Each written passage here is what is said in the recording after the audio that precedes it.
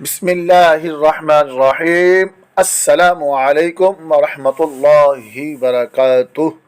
آج کا سوال، لائن کے پانی میں اگر بدبو آ رہی ہو تو اس سے وضو کر سکتے ہیں؟ جواب: جب تک اس پانی میں نجاست کے پڑنے کا یقین نہ ہو اس وقت تک اس پانی کو فقط بدبو کی وجہ سے ناپاک نہیں کہہ سکتے، کیونکہ پانی میں بدبو آنے کی اور وجوہات بھی ہو سکتی ہیں، لہذا اس سے وضو و غسل کرنا درست ہوگا۔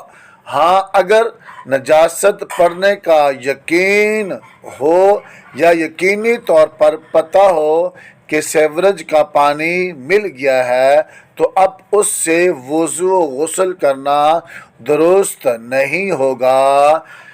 امام احمد رضا خان رحمۃ اللہ علیہ فرماتے ہیں، رنگ یا بو یا مزہ اگر کسی پاک چیز کے گرنے یا زیادہ دیر ٹھہرنے سے بدلے تو پانی خراب نہیں ہوتا۔